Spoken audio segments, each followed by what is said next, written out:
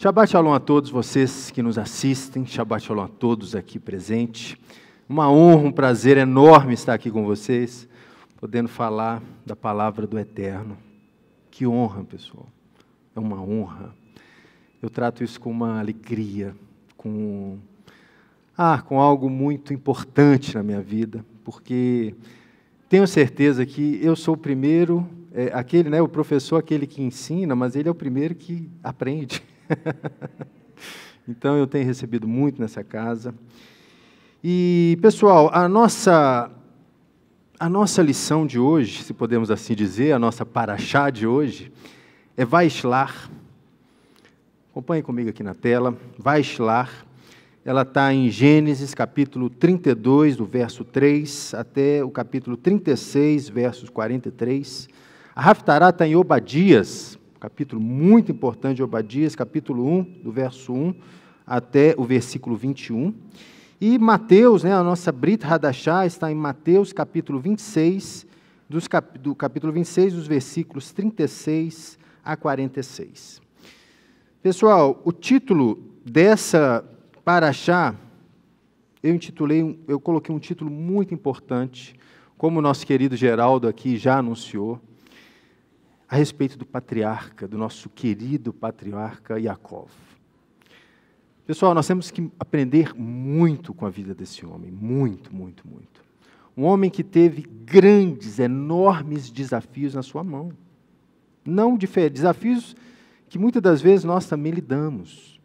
Ele teve fraquezas, teve como nós temos. Ele teve acertos, teve grandes acertos, teve grandes bênçãos na vida desse homem.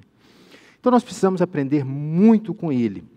E o título dessa paraxá é A Força de Israel. A força.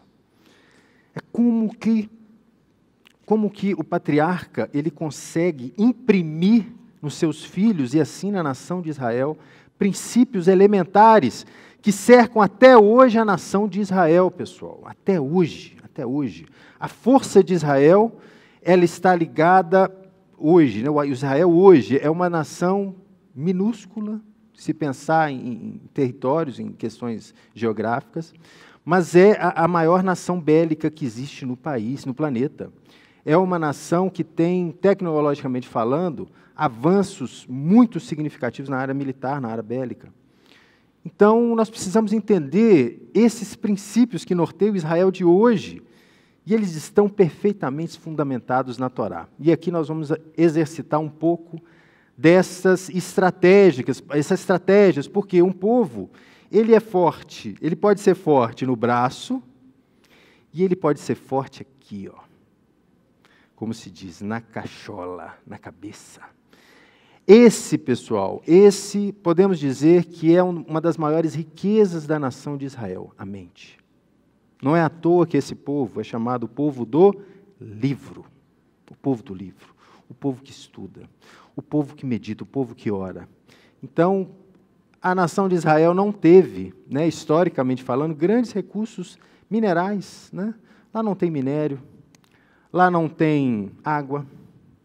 Lá não foi encontrado ouro em grande abundância. Mas qual foi a maior riqueza que foi encontrada em Israel? Aqui, as mentes. E até hoje, esse é um dos maiores ativos daquela nação, as mentes. As mentes. E eu separei aqui 8 estratégias muito interessantes que vão circundar toda essa paraxá. São estratégias que Israel utilizou no passado, Israel utiliza no presente. São estratégias, pessoal, que fazem toda a diferença, principalmente em conflitos. Primeira estratégia interessante, uma estratégia de paz. Nós vamos ver ponto a ponto, mas é uma estratégia de paz. Segunda estratégia, divisão da grandeza. Muito ligado também à humildade. Como que você vai se apresentar diante do inimigo? Como que você vai se portar? Terceira estratégia, a oração. Importantíssima. O patriarca faz uma oração linda. Quarta estratégia, o descanso. O patriarca nos ensina a orar e descansar. Vamos ver aqui também. Quinta estratégia, presentes. Presentes. É uma estratégia de guerrilha? É uma estratégia. Sexta estratégia se travou no encontro. O que foi feito durante esse encontro? O que o patriarca pensou antes de encontrar o seu arqui-inimigo? A estratégia também teve uma estratégia ao longo do caminho e a estratégia do resgate. Nós vamos fechar com essas 8 estratégias e essa estratégia nós vamos consolidar a mensagem. Interessante a gente entender na vida de Jacó, do patriarca, que a vida do nosso patriarca é cercada de inconstantes inquietações. Entendam isso. As suas lutas são pela existência. Israel até hoje, pessoal, Israel até hoje luta para existir. Já pararam para pensar nisso? Existem diversas lutas. Hoje, o planeta, existem diversas lutas contra a fome, contra várias pestes, moléstias. Existem diversos problemas que as civilizações encontram. Mas Israel é a única nação que hoje luta para existir. Existir. Isso foi no passado e ainda é no presente. A Torá nos descreve Jacó como sendo igual a qualquer ser humano, qualquer um de nós. Homens, mulheres, com fraquezas, com acertos. E é interessante perceber que o nosso Deus, o eterno Deus de Israel, ele se chama pelo nome de Abraão, Isaque e Jacó. Jacó, esse homem de acertos e erros, um homem igual a mim, igual a você. Isso me inspira muito, pessoal. Isso me inspira muito.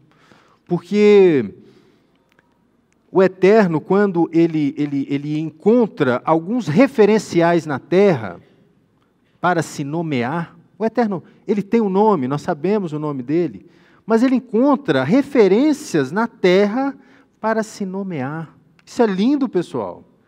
Isso é lindo. Quem são esses homens? Nós precisamos entender a vida desses homens, do qual o nosso Eterno se chama assim. Então, a Torá nos descreve Jacó como sendo um homem como nós, um homem de fraquezas. E é interessante que os medos, as angústias, as aflições, o estresse, está também impresso aqui no texto. A gente consegue perceber. E temeu, e Jacó se angustiou. Nós estamos aqui diante de um fato, meus irmãos. Paraxá anterior, Jacó está prestes a encontrar o seu pior inimigo, que é o seu irmão, Esaú.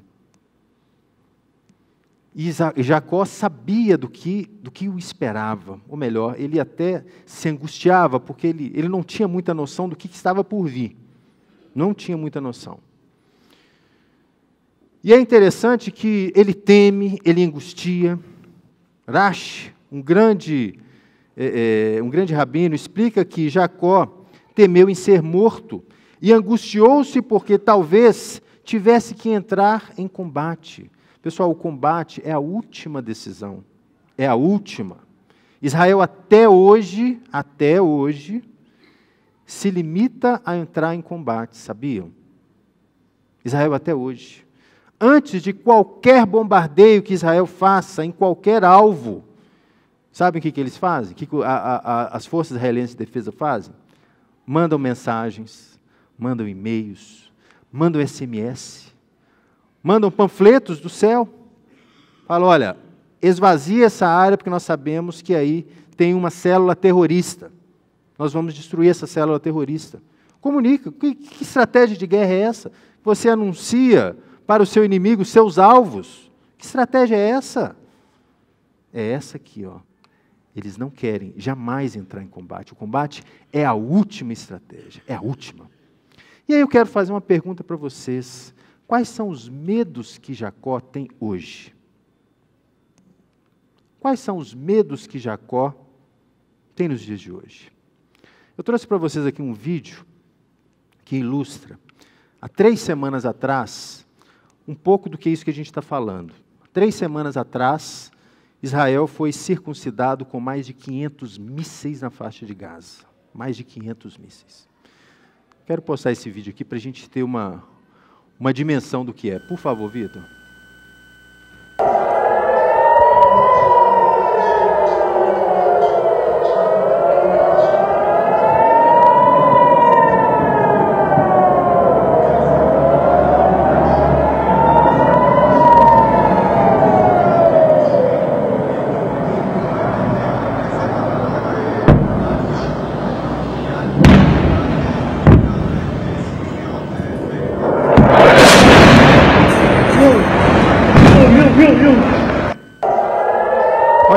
Pode parar, por favor.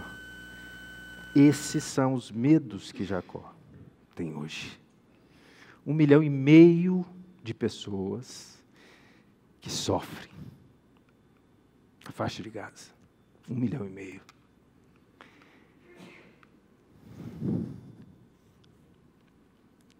Se coloca no lugar deles, pessoal. Se coloca no lugar deles. 1,5 milhão de israelitas que vivem hoje sobre o tiro do Hamas. O que é isso? Ao tocar daquela sirene, nós temos exatos 15 segundos para correr para um buraco chamado bunkers. 15 segundos apenas. Imagina, nós aqui, ao tocar dessa sirene, essa casa deveria ser evacuada em 15 segundos. Esses são os medos de Jacó hoje. Hoje. E não foi diferente assim em toda a história bíblica. Não foi. Vamos começar a nossa paraxá, lendo aí Gênesis capítulo 32, a partir do verso 4, é o que nós temos hoje. Que diz, Gênesis capítulo 4, Gênesis capítulo 32, do verso 4 até o 6. Assim direis ao meu senhor, a Esaú. Vamos ler o texto. E enviou Jacó mensageiros, Vaislar, à sua frente, e Esaú, seu irmão, na terra de Seir, no campo de Edom. E ordenou-lhes, dizendo, assim direi ao meu senhor, a Esaú, assim falou teu servo Jacó, como Labão morei, e demorei-me até agora. Pessoal, a primeira estratégia de Jacó, enviar comissões de paz. Primeira estratégia. O ataque é a última opção, sempre foi a última opção. Envie comissões de paz. E não somente comissões de paz, mas eu estou disposto a me humilhar. Eu estou disposto a entrar em relacionamento de novo com meu irmão. Eu vou me humilhar. Primeira estratégia do conflito, e humilhou e enviou comissões de paz. Interessante esse termo comissões de paz, porque Yeshua, Hamashia, Jesus Messias, nos dá instruções parecidas. Yeshua se inspirou muito na Torá. A Torá era o livro mestre do nosso mestre, não temos dúvida disso. Olha o que diz aí em Lucas capítulo 14, verso 31. Ora, qual é o rei que, indo para combater outro rei, não se assenta primeiro para calcular se com 10.000 homens poderá enfrentar o que vem contra ele contra 20.000? Caso contrário, estando o outro ainda longe, envia-lhe uma embaixada de paz, pedindo-lhe condições de paz. Assim, pois, todo aquele que dentre vós não renuncia a tudo quanto tem, não pode ser o meu discípulo. Olha que ensinamento interessante. Yeshua retira, imagino eu, um ensino dessa paraxá. Já qual foi a sua inspiração? Ora, se com 10.000, se com 20.000, é preciso fazer um diagnóstico da situação. Yeshua está falando, o patriarca faz a mesma situação. Não somente isso. Bem-aventuranças, olha que lindo. Mateus capítulo 5, a partir do verso 3 e 3. Bem-aventurados os humildes de espírito, porque deles é o reino dos céus. Bem-aventurados que choram, porque eles serão consolados, bem-aventurados os mansos, porque eles herdarão a terra. Mansidão, pessoal. É preciso ser manso. É preciso se despir de toda soberba, de toda arrogância. É preciso se humilhar. O patriarca está ensinando isso para a gente. Jacó está ensinando isso com a sua vida. É necessário me despir das minhas arrogâncias. Mensageiros para a terra, para que eles façam uma sondagem. Como é que está? Como é que está o esquema lá? E aí, do verso 7, vamos ler. E voltaram os mensageiros a Jacó, dizendo: fomos ter com seu irmão, com Esaú, e também ele vem ao teu encontro, e 400 homens com ele. Opa, aqui o versículo de Yeshua falando. Agora a gente já sabe se é 10 mil, se é 20 mil. 400 homens com ele. E temeu Jacó muito e angustiou-se. Más notícias são um excelente instrumento para a oração. Não é assim mesmo? Não são os diagnósticos que recebemos, que intensificamos as orações, principalmente diagnósticos ruins, né, nas nossas vidas? Então Jacó utilizou o mesmo princípio. Utilizou-se dessas más notícias e orou, e temeu também, e se angustiou. Aqui ele faz uma segunda estratégia interessante para a gente entender também essa relação. Segunda estratégia, divisão da grandeza. Olha que interessante. Versículo 8. Jacó divide o acampamento em dois. Se um for detido, o outro poderá sobreviver. Divisão da grandeza, se apresentar como fraco. Não é assim? Quando nós nos mostramos como fraco, aí que somos fortes. Fortes. Divisão da grandeza. Ele está mostrando para o inimigo uma parte do que ele é. Importante. Bom, feito o diagnóstico, qual que é o terceiro passo? Qual que é a terceira estratégia do patriarca? Oração. Vamos orar. Como é que é a oração que Jacó faz? Olha que lindo. Versículo 12, capítulo 32.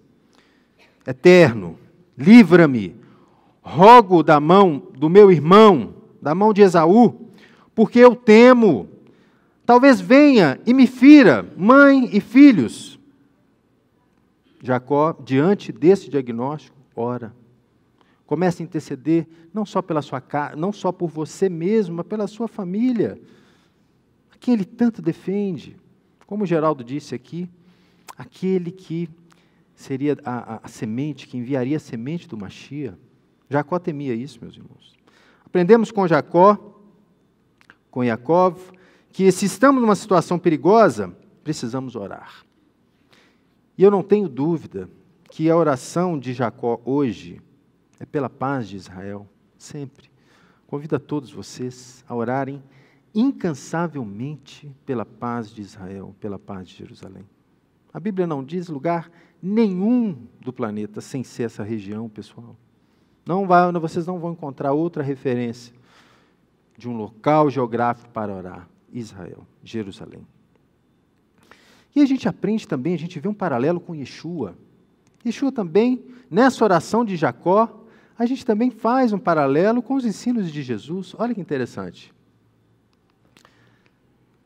Terceira oração ainda, Mateus capítulo 5, versículo 44. Olha que interessante o que Yeshua também ensina aos seus discípulos. Eu, porém, vos digo, amai os vossos inimigos e orai pelos que te perseguem, para que vos tornei filhos de vosso Pai Celeste, porque Ele também faz nascer o sol sobre maus e bons, e vir chuva sobre justos e injustos. Percebe um paralelo entre a oração de Jacó e a oração de Yeshua? Vamos ver o Pai Nosso aqui, como que ele está estruturado. A oração de Jacó: ó Deus, meu Pai, Deus de Abraão, Deus de meu pai Isaque, eterno, que me dissestes, volta à tua terra, à tua parentela, e far-te-ei bem. Como é que começa a oração, pessoal? A oração do Pai Nosso. Mateus capítulo 6, a partir do verso 9. Pai nosso, que estais no céu, santificado seja o teu nome, venha o teu reino, faça-se a tua vontade, assim na terra como no céu. A mesma interferência de Jacó, meu pessoal, a mesma, Jacó está clamando a interferência dos céus na terra, nesse combate. Yeshua está dizendo a mesma coisa, haja a tua vontade na terra como no céu.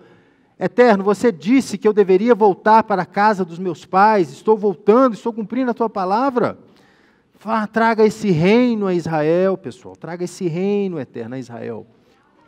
Um outro exemplo, olha lá no capítulo 32, livra-me, rogo, da mão de meu irmão, da mão de Esaú, porque eu o temo. Talvez venha e me fira, mãe com filhos.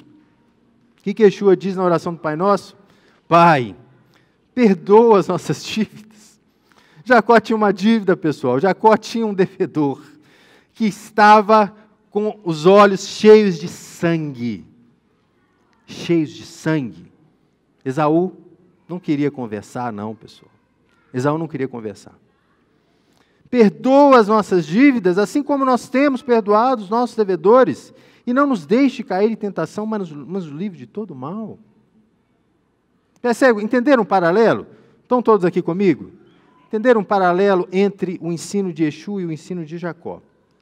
O versículo finaliza em Gênesis capítulo 32 e 13. E tu dissestes, far-te-ei o bem, e porei a tua semente como a areia do mar, que não é contada porque é muita. A promessa de Deus a Israel sempre existiu, pessoal, sempre, sempre. Essa foi a das maiores garantias que o nosso Deus sempre deu a Israel. Essa terra é sua. Essa terra é sua, essa descendência vai ser a sua descendência. As promessas de Deus sempre estiveram incondicionais. Incondicionais. Não existe, nesse contrato que o Eterno fez com Israel, não existe a opção de uma parte desistir, porque é uma aliança incondicional. Incondicional, entendem isso? Uma aliança incondicional. O Eterno faz questão de sempre lembrar essa estratégia. Ok. Terceira estratégia, então, a oração. Quarta estratégia que nós falamos, o descanso. Aí eu quero fazer uma pergunta aqui para a gente também. Em plena tribulação, vocês conseguem dormir? Conseguem, pessoal? Não conseguem, né? O sono vai embora, o pensamento fica agindo ali o tempo todo, isso já aconteceu comigo. Mas é um ensino, é uma estratégia. Vamos descansar. Aos teus amados dá enquanto dormem. Aos teus amados dá enquanto dormem. Vamos aprender a descansar. Precisamos orar e colocar a nossa confiança integralmente no Eterno. Um exemplo que o nosso querido Jacó está dizendo. Agora, a quinta estratégia, muito interessante também, que eu queria comentar com vocês, é a questão dos presentes. Né? Hoje em dia, nos dias atuais, é muito mal visto os presentes, né? Porque a nossa sociedade brasileira está envolta em propinas, né? Então, um recebe um presente, recebe um agrado, recebe outro. Não quero trazer isso ao texto, não. Foi uma estratégia que o patriarca usou para quebrantar o coração do seu inimigo. Quebrantar. Envia presentes. É importante a gente entender essa visão, porque ele está querendo se aproximar e ele está criando elos, está criando ligações ali com seu irmão. E é interessante, né, pessoal? Ligações sempre voltado para a área material, né? Presentes, olha, a troca lá atrás não foi uma troca material também? Uma bênção que é espiritual para um prato material de lentilhas? Existiu uma troca material ali, era um bem como uma bênção. Era um alimento como uma bênção. Então, Jacó continua fazendo as mesmas estratégias. Eu vou lhe enviar alguns presentes para lhe aquebrantar, para preparar esse coração.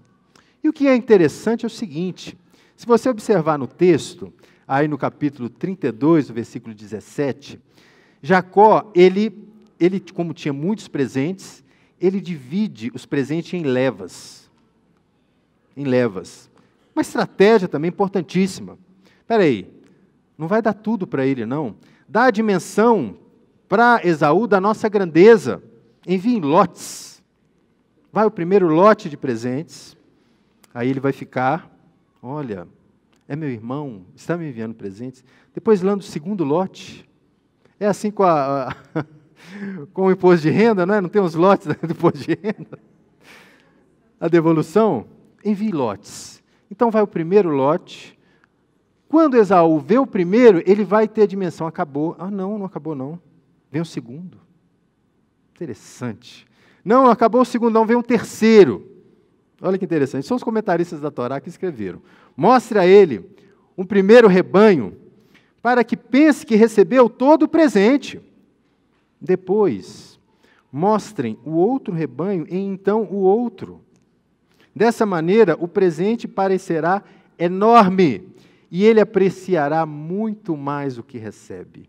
É bom receber em partes, não é? A surpresa, quando você recebe algo em partes, ela vai se revelando. Olha, tem mais, tem mais. É estratégia para quebrantamento de coração. E nós estamos falando de estratégia de combate. Né? Nós estamos aqui diante de 400 guerreiros, com sangue nos olhos.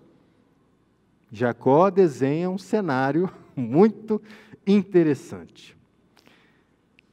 E aqui, nessa quinta estratégia, ocorre um fato que é tremendo, que é a luta de Israel, a luta de Jacó com um homem, ora, ele é um anjo.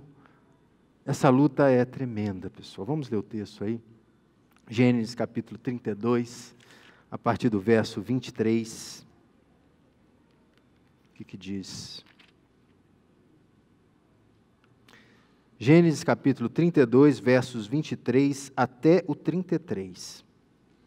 E levantou-se naquela noite e tomou suas 2 mulheres e suas servas e os 11 filhos e cruzou a passagem do rio Laboque. E tomou-os e fê-los passar pelo ribeiro e fez passar o que era dele. E Jacó ficou só. Ponto importante aqui no texto. A luta se dá entre ele e o anjo. Rabino Mateus, pessoal, por favor, acessem a Parashá do ano passado, que é tremenda a revelação desse encontro. É algo jamais visto. Não vou entrar aqui nos detalhes desse encontro, das pessoas dessa luta, porque o Rabino Mateus já fez um estudo fantástico, acessem aí, do ano passado. Mas é importante, eu estou passando pelo texto. E tomou-os e fê-los passar o ribeiro, e fez passar também o que era dele. E Jacó ficou só. E lutou um homem com ele, até levantar-se a aurora. E viu que não podia com ele, e tocou-lhe na juntura da sua coxa, e desconjurou-se a juntura da sua coxa, da coxa de Jacó, em sua luta com ele. E disse-lhe, envia-me, que vem rompendo a aurora. E disse, quem que disse? Jacó. Não te deixarei ir, salvo se me abençoares. Nós vamos estudar isso aqui. E disse, não te deixarei, salvo me abençoares. E 28, e disse, qual é o teu nome? E disse, Jacó. 29, e disse, não, Jacó não mais será o seu nome, senão Israel, Kisaritael, aquele que lutaste com Deus e com os homens e prevaleceste. E perguntou Jacó e disse, dize-me, rogo, teu nome. E ele respondeu, por que me perguntas a respeito do meu nome? Dando uma dica aqui, né? Você já não me conhece?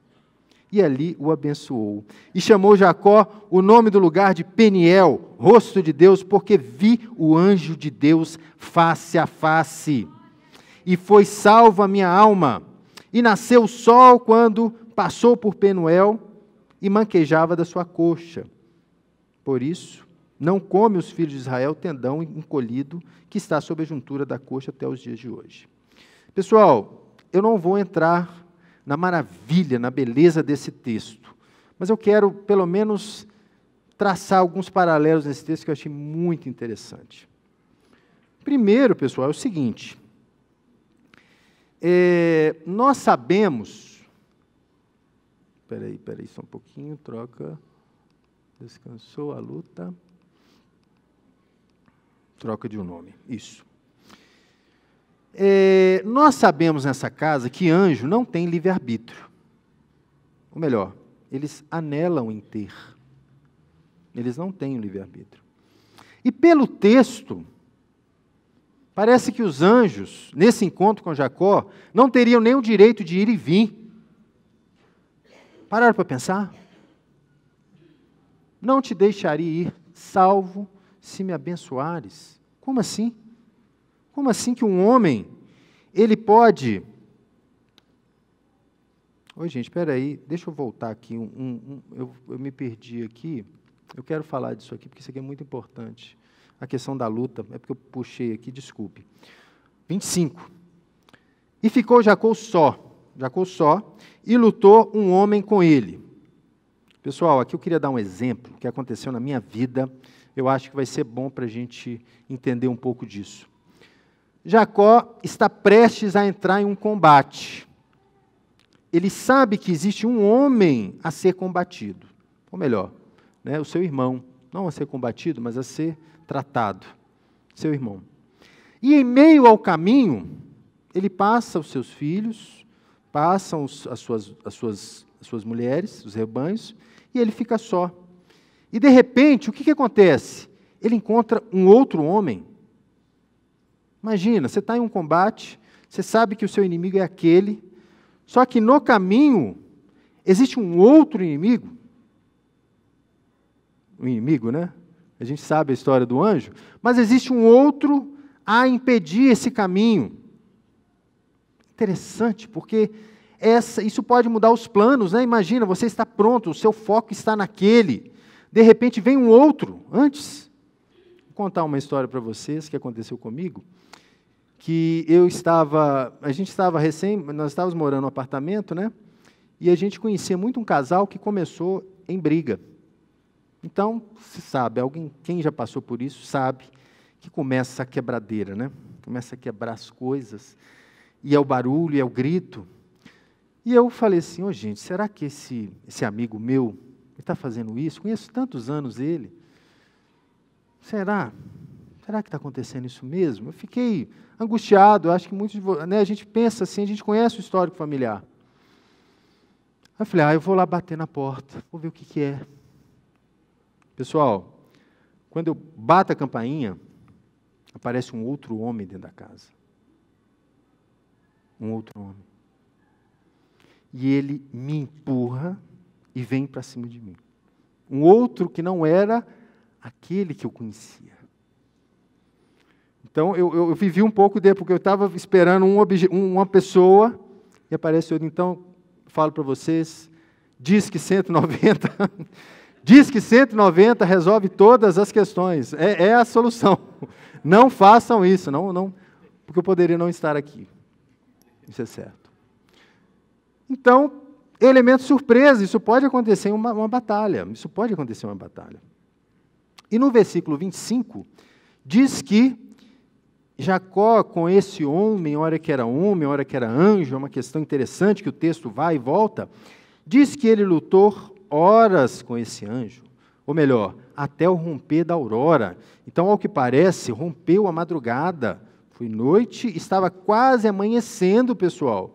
Luta, os rabinos dizem luta corporal, existia poeira, existia rolo, estavam rolando na terra. Verso 26. E viu quem? É bom a gente sempre perguntar.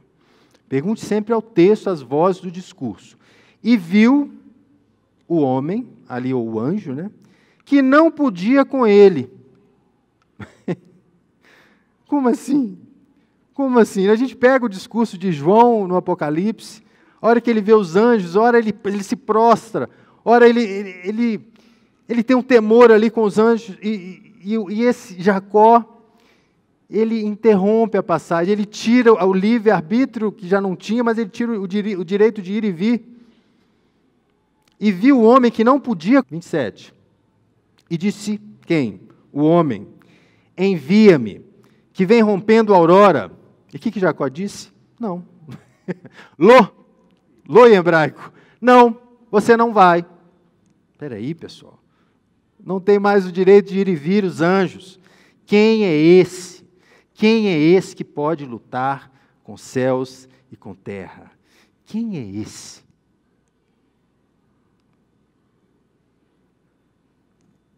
Vamos avançar. Não te deixarei ir, salvo se me abençoares. Existia aqui uma condição ainda. Não, você não vai se você não me abençoar. E disse, aí vem a maravilha da troca do nome. E aí transforma profundamente a natureza também desse homem, chamado Israel. Onde que está a força de Israel, pessoal? Está na mente. Onde está a força de Israel? Está em intervir nos poderes da terra e do céu. Pararam para pensar nisso? Esse Israel lá do Oriente Médio, essa terra que está cercada por 22 nações inimigas, é essa terra que tem poder de interferir nos céus e na terra. Esta é a força de Israel, pessoal. Prevalecer sobre céus e terra. Pararam para pensar nisso? Pararam para pensar nisso? Pararam para pensar com quem que vocês estão lidando? Falo aqui para a Heart Sion e para todos da ABN, nossos queridos que nos assistem. Vocês têm noção com quem que vocês estão lidando? Tomaram consciência? O Israel lá no Oriente Médio, 22 nações, inimigas ao redor. A gente tem que ter noção onde que estamos.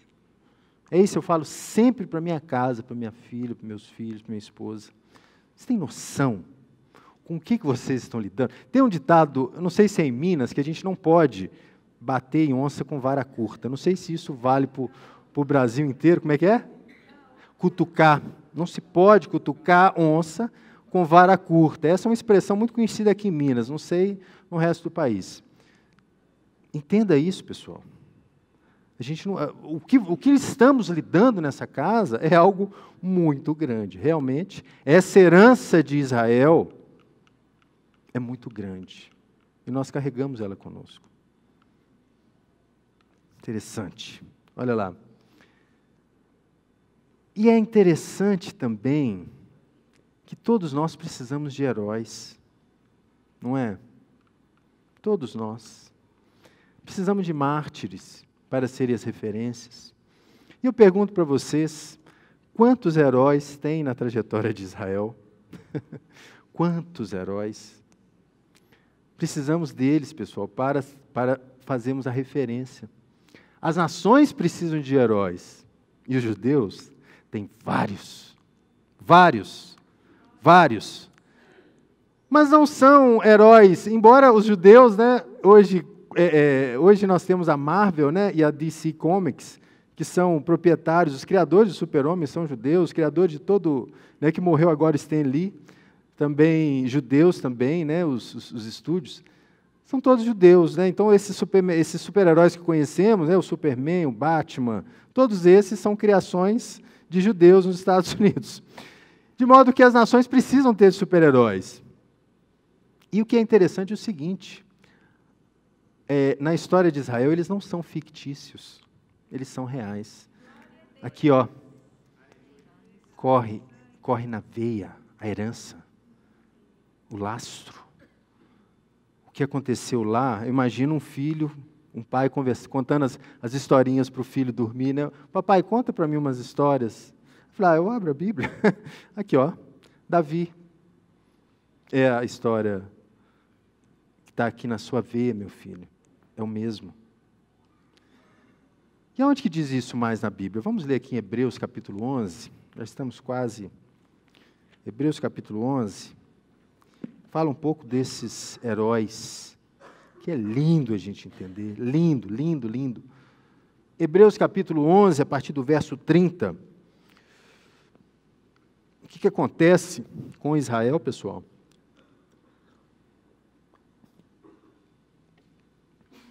Olha que lindo que é esse texto. Pela fé, ruíram as muralhas de Jericó, depois de rodeadas por 7 vezes. Amém. Milagre. Heróis. Pela fé, Raabe, a meretriz, não foi destruída com os desobedientes, porque ele acolheu com paz os espias. Amém. Uma heroína, uma prostituta. Eis que mais direi? Certamente me faltará tempo necessário para refletir a respeito de Gideão, de Baraque, de Sansão, de Jefté, de Davi, de Samuel e todos os profetas, os quais, por meio da fé, subjugaram reinos. Olha aí a força dos heróis. Subjugaram reinos, praticaram justiça, obtiveram promessas, fecharam a boca de leões, extinguiram a violência do fogo, escaparam ao fio da espada, da fraqueza tiraram força, fizeram-se poderosos em guerra, puseram em fuga exércitos de estrangeiros. Mulheres receberam pela surreição os seus mortos. Alguns foram torturados, não aceitando o seu resgate, para obterem superior ressurreição. Outros, por sua vez, passaram pela prova de escárnios, açoites, até de algemas e prisões. Foram apedrejados, provados, cerrados ao meio, mortos a fio de espada, andaram peregrinos, vestidos de peles de ovelhas e de cabras, necessitados, afligidos, maltratados, homens dos quais o mundo não era digno, errantes pelos desertos, pelos montes, pelas covas, pelos antros da terra. Ora, todos esses que obtiveram bom testemunho por sua fé, não obtiveram, contudo, a concretização da promessa, por haver Deus provido coisa superior a nosso respeito, para que eles, sem nós, não fossem aperfeiçoados. Aos heróis aí, meus irmãos, esses são os heróis de Israel, esses são os heróis, está escrito aí no livro de... Então, teoria e prática, na Torá, em toda a Bíblia, sempre andaram juntos, sempre andaram juntos. Agora vamos para a 6ª estratégia do encontro.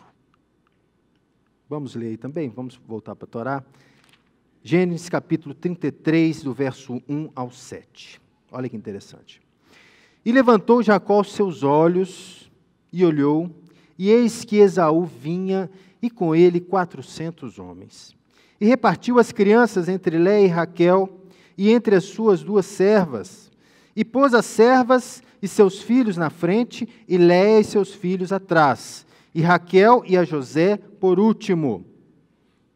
E ele passou diante deles, e prostrou-se 7 vezes, até chegar a seu irmão. E correu Esaú ao seu encontro, e o abraçou, e lançou-se ao seu pescoço, e beijou, e choraram, e prantearam, e se encontraram. E levantou os olhos, e viu as mulheres e as crianças, e dizem: quem são estes? São os filhos que Deus me deu com a tua graça. Que encontro maravilhoso, né? Um encontro regado de lágrimas, de beijos, de abraços. Muito interessante. Interessante que nem nesse momento Jacó deixa uma estratégia de avançar. Ele separa primeiro filhos, né? Separa os seus filhos na frente, Léia e Raquel, e José por último. No versículo 3 também, Jacó se prostra 7 vezes. Sabemos que o número 7 é muito emblemático, é um número que diz a respeito, né, do perdão. Então Jacó se prostra 7 vezes e abraça, e chora, e beija, troca presentes. Ah, quem são seus filhos? Uma história maravilhosa, uma história maravilhosa. Então, essa é a 6ª estratégia, o encontro. A nossa 7ª estratégia, que nós falamos, ela se dá agora ao longo do caminho. Né? Jacó se encontra com seu irmão, E em meio a choros e abraços, muita emoção, né? Muita comoção. Aí depois a bola volta para o campo. Como se diz. Vamos analisar de novo o texto, voltando agora com a estratégia do caminho. Vamos ler aí, Gênesis capítulo 33, do verso 12 até o verso 15. Muito interessante também, porque aqui começam-se novas estratégias. Verso 12 ao verso 15. E disse, quem disse? Esaú, tá? O texto lá fala de Esaú. Ponhamo-nos a caminho e vamos, e eu irei no mesmo passo de ti. E disse-lhe, meu senhor sabe. Aí quem disse? Jacó, tá? Vamos lá. Esaú pede para andar junto com Jacó. Vamos no mesmo passo, vamos andar na mesma direção. Ok. Qual que é a resposta de Jacó? Agora não mais Jacó, né, pessoal? Israel, né? Ele teve o nome mudado. E disse-lhe, meu senhor sabe que as crianças que tem no meu rebanho são tenras. E se as ovelhas e as vacas que têm cria se fatigarem um só dia, morrerá todo o rebanho. Passe, meu senhor. Rogo-te, diante do teu servo, vá na minha frente. E eu irei devagar, conforme o trabalho que está diante de mim, conforme o passo dos meninos, até chegar o meu senhor a Seir. Interessante isso, né? Podemos andar juntos? Podemos. Nós vamos andar separados? Interessante essa estratégia. Vá diante de mim. Interessante, olha só.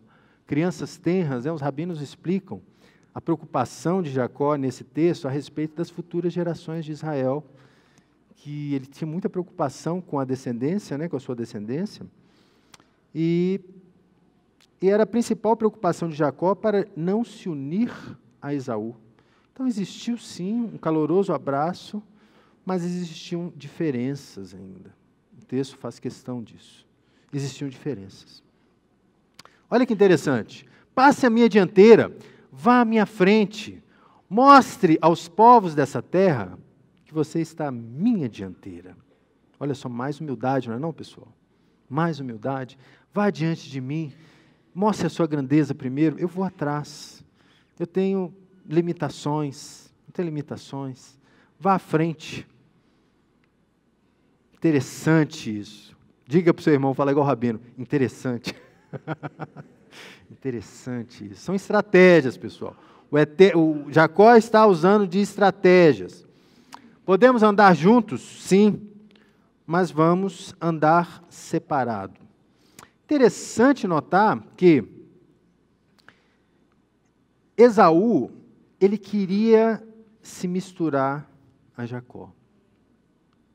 Ele queria. Ele pede uma primeira vez, vamos andar juntos? Não, vá à frente. Só que no versículo próximo, Esaú, ele pede uma coisa interessante, que eu queria aqui comentar com vocês. Versículo 15, e disse Esaú, deixarei contigo, rogo, parte do povo que está comigo. E disse, quem disse? Disse Jacó, para que isso? Ele não entendeu, para que isso? Conseguirei eu graças aos olhos do meu Senhor? Interessante que no texto original, na Torá, está assim, Hesed, graça, Benei, olhos, Adoni, meu Senhor. Esse parênteses ali, ó, se não fizer, está aqui no trecho da Torá, está na versão da Sefer. Então, a ideia aqui é essa, olha, conseguirei eu graças ao meu Senhor se isso não acontecer. Agora vem uma dúvida, por qual motivo? Jacó já não queria se misturar. Ele sabia, pessoal, ele sabia com quem ia entrar, com quem ia andar junto. Esaú queria assimilação de famílias. Esaú queria isso. Somos parentes, somos do mesmo pai, vamos unir. Vamos unir. E Jacó falou, Se teve essa assimilação, o texto não deixa muito bem claro. Não deixa muito claro, porque como está entre parênteses, a gente não sabe, pelo menos eu não encontrei comentários a respeito se houve essa entrada de Esaú em meio a Jacó, conforme esse pedido. O texto é bem claro, Jacó não quer. Jacó fala, para que isso? Não preciso disso. Vá à frente e eu vou na sua entrás. Se afirmativo, teve graves consequências essa assimilação. E eu vou mostrar para vocês a assimilação que aconteceu. Estupro e sequestro de Diná. Não posso atribuir como uma consequência. Nós vamos ver agora o texto, vamos ler o texto aqui a partir do capítulo 34, já estamos quase encerrando. Vamos ler aqui Gênesis capítulo 34, do verso 1 ao 7. Quero deixar bem claro aqui que eu não estou associando uma coisa a outra, uma condição. Mas ocorre um fato que precisamos entender, pais, mães, filhos que nos assistem, que estão aqui. A gente precisa entender essa mensagem que está na Torá. É muito sério, pessoal, isso aqui. Vamos ler o texto, capítulo 34, do verso 1 ao 7. E saiu Diná, filha de Leia, que a deu à luz para Jacó, para ver as filhas da terra. E viu Xerém, filho de Ramô, o Riveu, príncipe da terra, e a tomou, e a deitou-se com ela, e a humilhou. E apegou-se a sua alma a Diná, filha de Jacó, e amou a moça, e falou ao coração da moça. E falou Xerém a Ramô, seu pai, dizendo, toma para mim essa mulher, essa moça por mulher. Jacó escutou que profanou a Diná, sua filha, e seus filhos estavam com gado no campo, e calou Jacó até a sua chegada. E saiu Ramô, pai de Xerém, até Jacó, para falar com ele. Pessoal, vamos ver. Obrigado. Vamos ver esse texto aqui no detalhe. Olha ali. Gênesis capítulo 34, verso 1. Para ver as filhas da terra. O que haveria de curiosidade nessas filhas na terra? Já era conhecida essas filhas da terra pela família de Jacó antes desse encontro com Esaú? Não sei. Mas o fato anterior ao capítulo pode nos dar essa orientação. Então entraram algumas entre Jacó. Não posso afirmar isso, pessoal. Mas o que desperta a curiosidade em nós? É o diferente, não é? É o diferente. Por que desperta em Xerém o desejo, a atração por Diná? Porque era maravilhosa. A descendência de Abraão é linda. Amém? Amém! A descendência de Abraão é linda, ela faz diferença onde? É bonita no espírito, é bonita no corpo. Ela faz diferença. E fica atrativo. E ela sai com essa curiosidade para ver as filhas da terra. Versículo 2. E Xerém tomou-a, deitou-se com ela e a humilhou. Aqui uma relação de sequestro, pessoal. Ele esteve com ela e ficou com ela. Olha lá. Um fato importante aqui também no texto. Jacó escutou que profanou Diná, sua filha, seus filhos, que estavam com seu gado no campo, e calou Jacó até a sua chegada. Já discutimos muito a respeito desse texto. A postura dos pais, pessoal, a postura dos pais. Estejam sempre com seus filhos. Essa, eu acho que é a maior mensagem. Não deixe que eles, ou melhor, forneçam tudo para eles, tudo.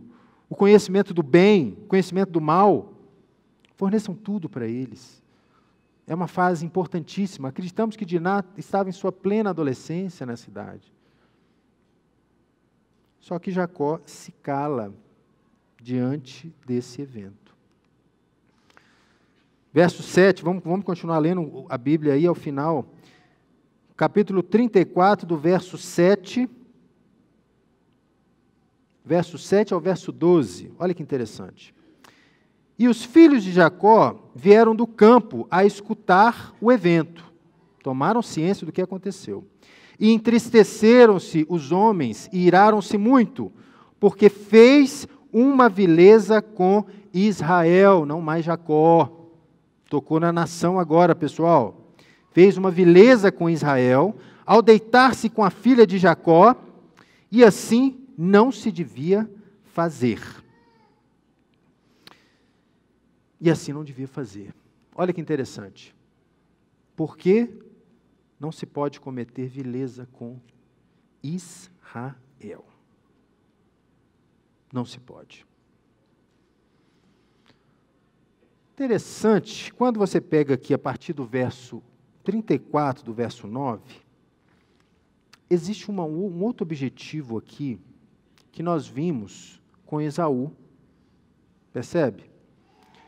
Parece que o inimigo é assim, ele tenta e tenta e tenta. Israel passou um primeiro teste de assimilação com seu irmão. Vamos misturar. O que diz aqui o texto? Uma segunda proposta de assimilação. Olha o que diz aí no versículo 34, a partir do verso 9. Aparenta-te conosco. Esse é o discurso de Sherem. Sherem fala assim, olha aqui, meu filho gostou muito da sua filha, vamos fazer uma só família, mesmo discurso de Esaú lá atrás. Aparentai-nos conosco. Vamos estar juntos, vamos misturar, vamos fazer uma coisa mais divertida, sabe qual que é? Vamos trocar de mulheres? Eu dou as nossas filhas e você nos dá as suas filhas. Olha, um altíssimo padrão moral. Que isso, pessoal? Que isso? As nossas filhas os darei, as vossas filhas tomaremos para vós. E a súplica? Dai-me aquela moça por mulher. O clamor, dai-me. Ele estava fascinado com Diná, fascinado. Dai-me aquela moça por mulher. E aí, os filhos de Israel escutam aquela narrativa e se enfurecem completamente. Tomaram as dores. Opa, peraí, não pode mexer, não pode. É inviolável. É inviolável o corpo de uma mulher. Isso é princípio humano, fundamental e elementar. Há mais de 3.000 anos atrás na Torá. Como que o mundo ainda não entende isso? É mandamento, isso não pode fazer, gente. Isso não pode. E eles se angustiaram fortemente com isso. Só que, o que eles pensaram? Ah, tá. Vamos fazer isso? O ódio, tomou. Mas o que foi a última estratégia nossa aqui, que nós vamos ver? O resgate. Existia ali um refém. Imagina, pessoal, Israel troca de natureza, ele é chamado agora de Israel, recebe a bênção e já começa o conflito. Opa, já tem um refém aqui na história. Pessoal, a história de Israel moderno é cercada dessas histórias. Pega o conflito em Entebbe, pega o conflito em Munique, pega o conflito em Munique aqui em 69, nas Olimpíadas. Israel é repleto dessas histórias, pessoal, repleto. Está na Torá, está no Israel de hoje. Então, eles sabem lidar com isso. Vamos para a estratégia. Ok. Vamos ler o texto. Estamos quase terminando. Peço, por favor, para a gente terminar, porque essa parte é interessante. Gênesis capítulo 34, do verso 13 ao verso 24. Vamos ler. Então, os filhos de Jacó receberam aquela notícia e falaram, ah, tá. Então, nós vamos trocar de mulher, vamos fazer isso, vocês vão ser nossos irmãos, né? Ok. E responderam os filhos de Jacó a Sherem, a Ramô, seu pai, e disseram inteligentemente. Vê se está na sua Bíblia essa palavra aí. Inteligentemente. Por isso que eu estou falando, o maior recurso natural, mineral de Israel está aqui dentro. pois havia profanado a sua irmã Diná. E falaram-lhe: não podemos fazer essa coisa, não, de dar a nossa irmã a um homem que tenha prepúcio. Porque seria isso, sabe, uma vergonha para nós. Como nós podemos receber incircunciso em nosso meio? Somente assim consentiremos, se fordes como um de nós. Que circuncide entre vós todo macho, e daremos, aí sim, aí daremos as vossas filhas, a vós, vossas filhas tomaremos para nós, habitaremos convosco, seremos um povo. E se não nos ouvires para serem circuncidados, tomaremos a nossa filha e não iremos, tá? Esse é o acordo. Versículo até o 24. E agradaram dessas palavras aos olhos de Hamor, olha, e aos olhos de Xerém, filho de Hamor. E não se tardou o mancebo em fazer isso, porque ansiava pela filha de Jacó, e ele era mais honrado da casa de seu pai. E vieram Hamor e Xerém, seu filho, à sua porta da cidade, e falaram a todos os homens da sua cidade, dizendo: esses homens são pacíficos conosco. Entrarão na terra e negociarão nela, e a terra é generosa diante deles. As suas filhas tomaremos para nós, por mulheres, e as nossas filhas daremos a eles. Somente com isso consentirão os homens estarem conosco. Tem um contrato, para sermos um povo. Circuncidar entre nós todo macho, como eles são circuncidados. Seu gado, suas possessões, animais, certamente e tal.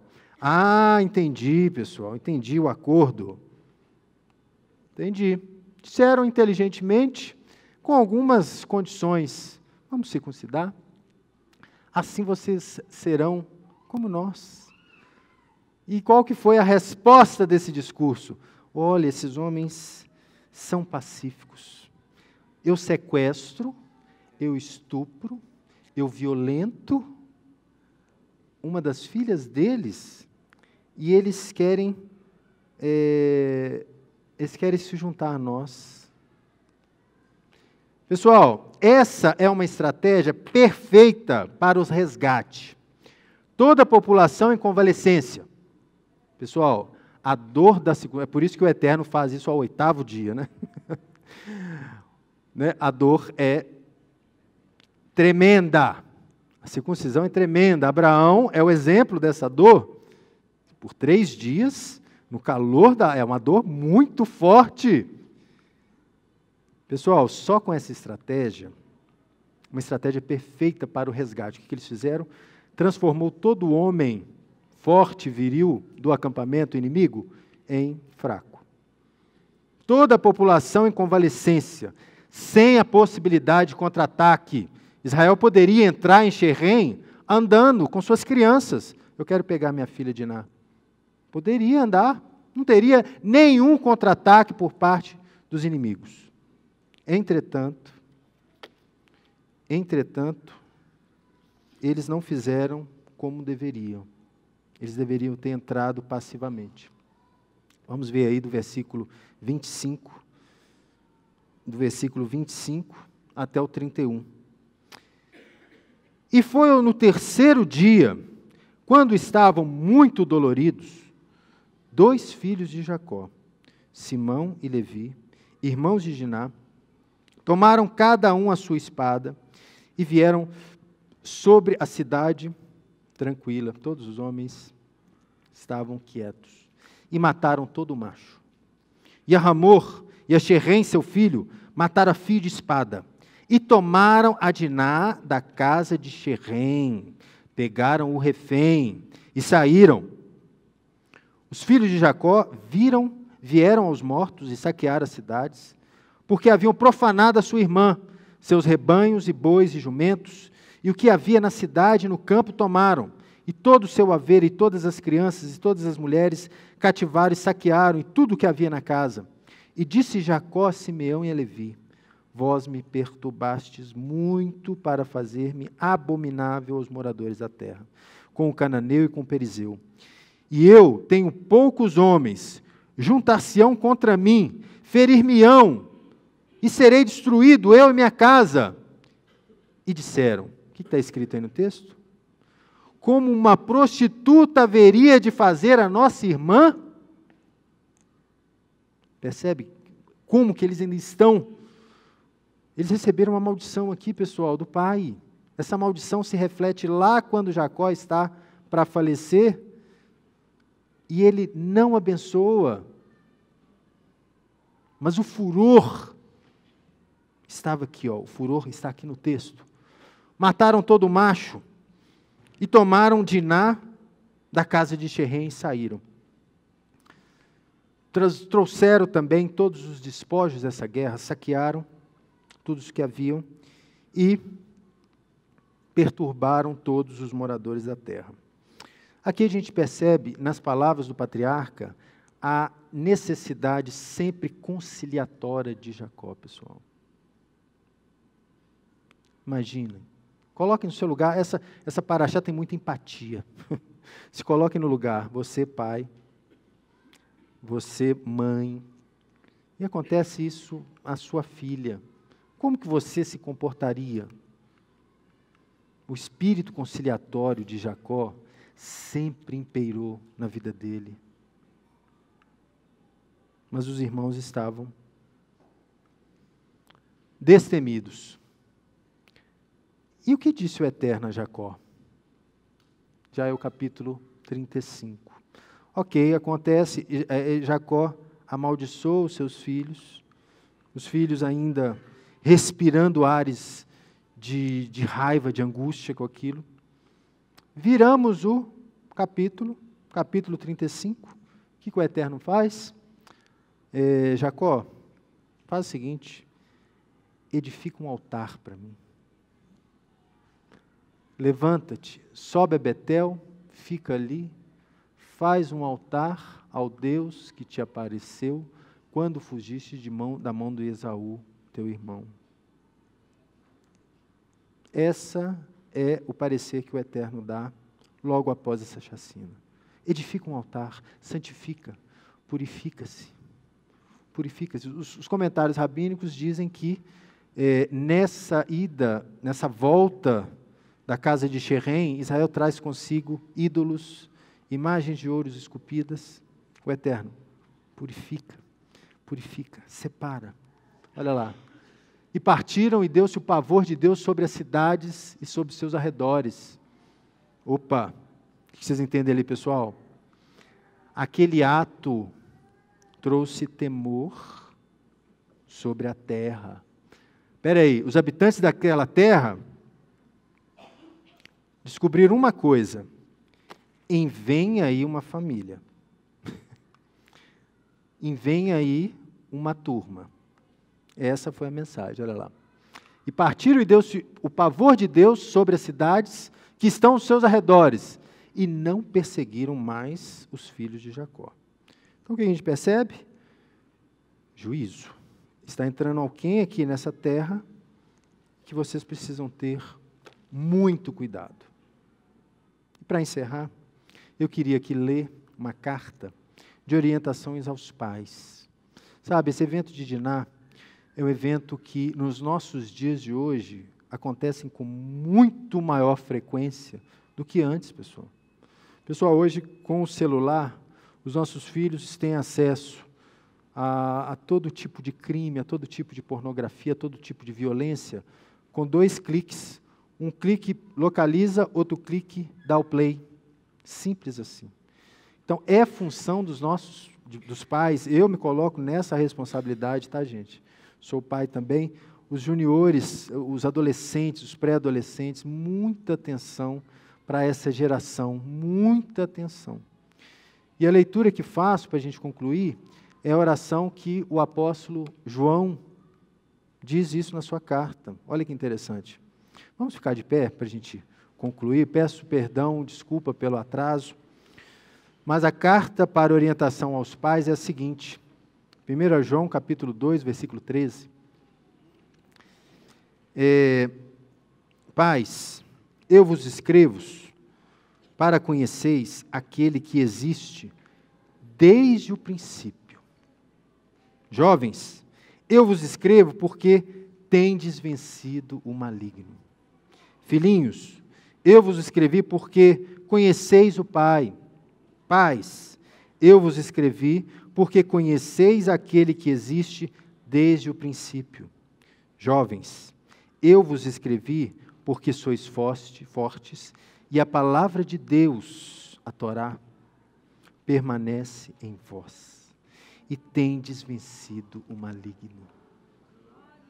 Glória a Deus, meus irmãos. Essa é uma mensagem para o nosso coração, que o Eterno possa, de fato, transformar as nossas vidas, que possamos, sim, estar próximos aos nossos filhos, para que a nossa descendência, a nossa geração seja forte, seja instruída como a geração de Jacó. Amém?